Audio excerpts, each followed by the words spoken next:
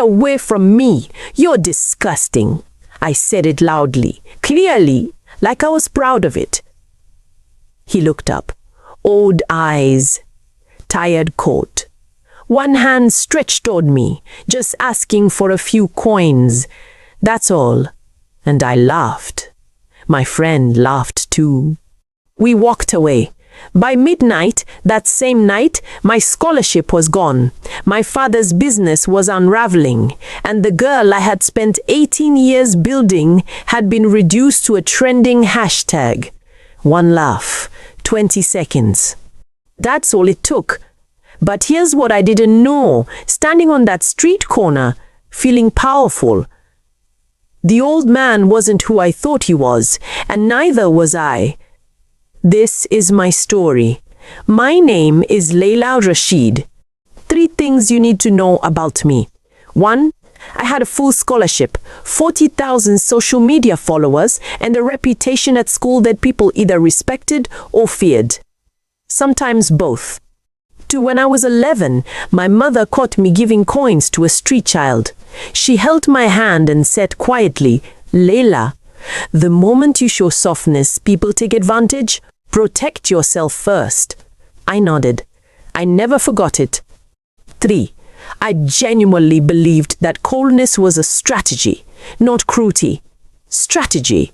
There's a difference, I told myself. I was careful about my circle, clean about my cuts, precise about who I let close. My best friend was Sana, sharp, stylish. The kind of girl who could shrink anyone with just a look. We had been inseparable for 4 years. The day everything changed was an ordinary Saturday in October. Sana and I were walking back from a cafe, talking about nothing important. That's when I saw him. Old man. Cardboard on the ground. A battered tin cup. Clothes that were clean but worn, the kind of clean that tells you a person still has dignity even when the world has taken everything else. He looked up. He reached out. And I laughed. I didn't know yet what I had just done. Someone had filmed it. A stranger across the street, just passing, just watching, caught the whole moment on video, my face completely visible, my voice completely audible. "Get away from me, you're disgusting." Then laughter. By the time I got home at 9 p.m., it had been posted for 3 hours with the caption, "Local student mocks elderly beggar. Is this who we're raising?" 200,000 views. My mother was sitting in the living room when I walked in. She had her phone in her hand. She was very, very still. She turned the screen toward me without a word. I opened my own phone. The notifications were flooding in. Strangers, teachers, people I had never met calling me things I had never been called before. And then, at midnight, exactly midnight, my phone rang. The head of my scholarship board. "Miss Rashid, pending formal review, your scholarship has been suspended." 45 seconds. Call ended. I sat in the dark, staring at the wall. One laugh. And now everything was falling. But that was only the beginning. First blow. My father. Monday afternoon. He came to my room and sat down. He didn't look angry. He looked tired in a way I had never seen before. 2 of my business partners called today. They're reconsidering our association. One of them used the word optics.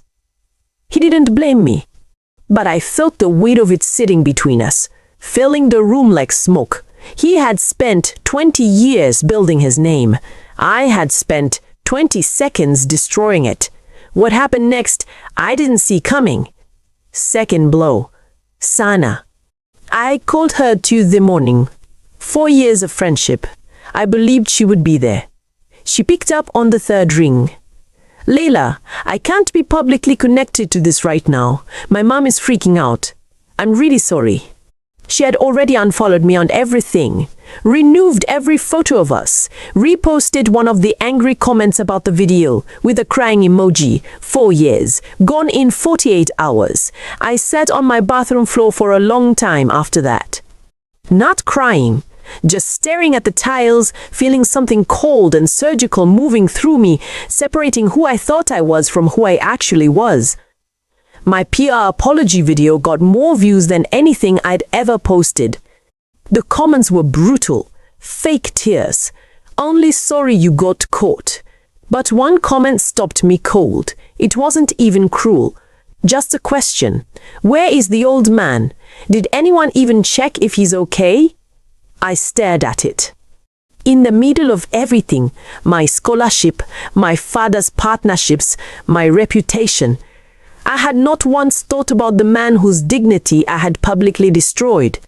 I didn't know his name. I didn't know if he was hungry. I didn't know anything about him at all. I closed my laptop. I got up. And for the first time in 5 days, I left the house. I walked to that same corner. The cardboard was gone. He wasn't there. But a young woman, maybe 25, was sitting on the steps nearby, watching me. "You're the girl from the video," she said. I nodded. She looked at me for a long moment. "I think you need to come with me." Her name was Dina. She didn't explain much. She just walked, and I followed. 10 minutes later, a modest townhouse, small garden. Bookshelves visible through the window. Inside, warm, quiet, a desk, papers stacked neatly. On a narrow table near the door, one framed photograph, the old man, but different, younger, standing in front of a building, a ribbon being cut, surrounded by officials, a plaque behind him. "Who is he?" I asked.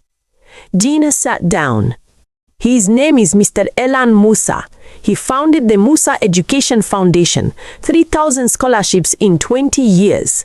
Everyone in my city knew that name." I stared at her. "He goes out every Saturday," Dina continued. "Different neighborhoods.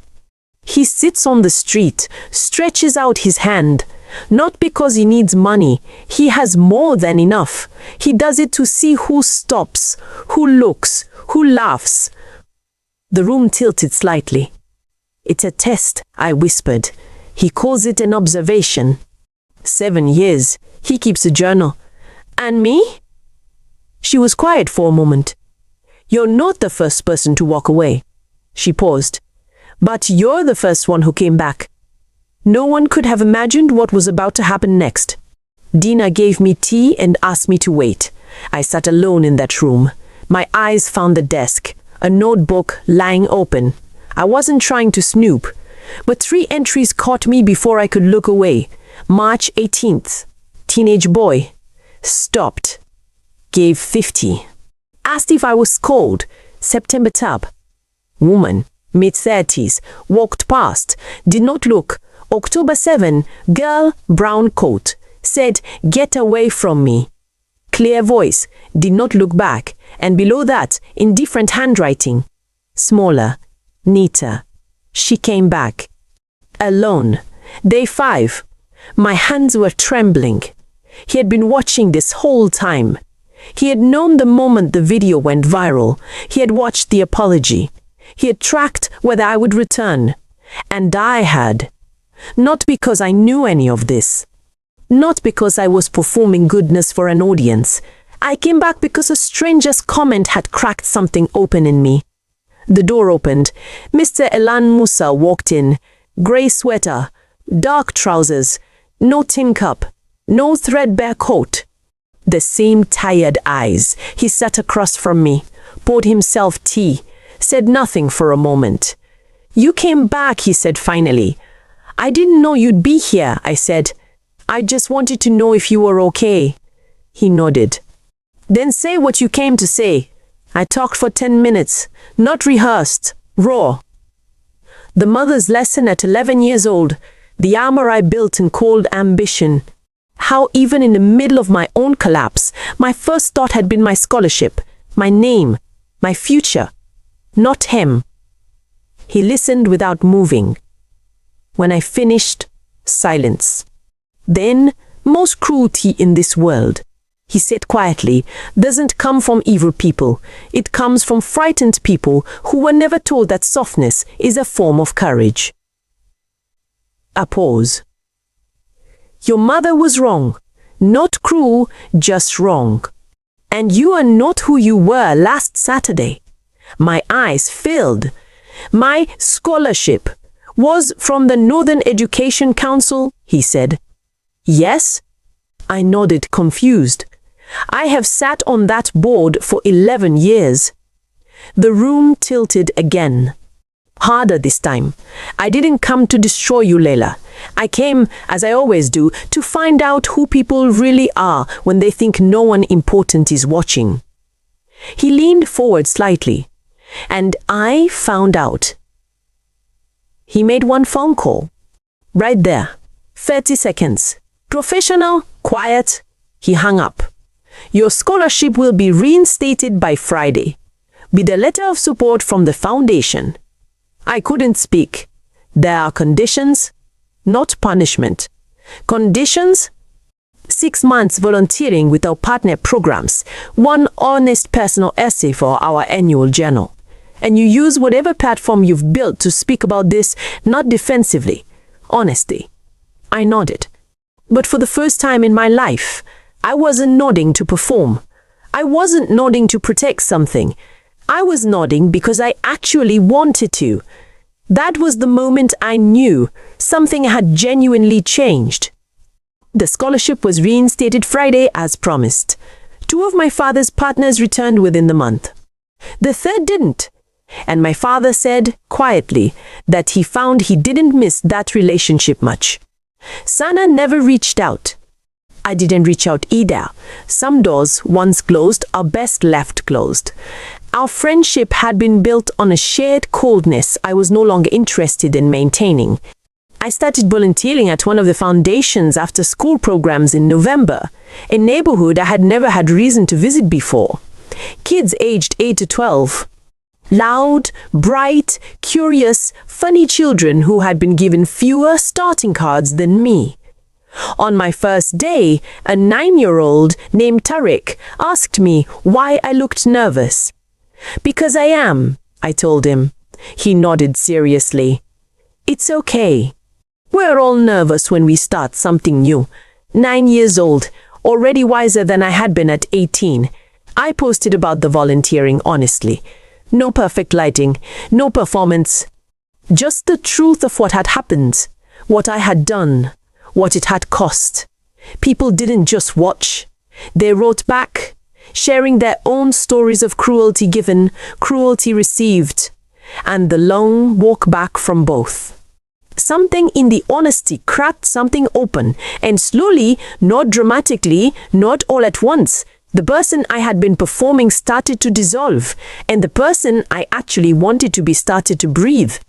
I went back to Mr. Musa's house 3 times over the following weeks.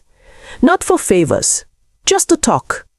He told me about his wife, how she had started the Saturday practice years ago, how he had joined her, how when she died he had continued it, alone, every week in her memory.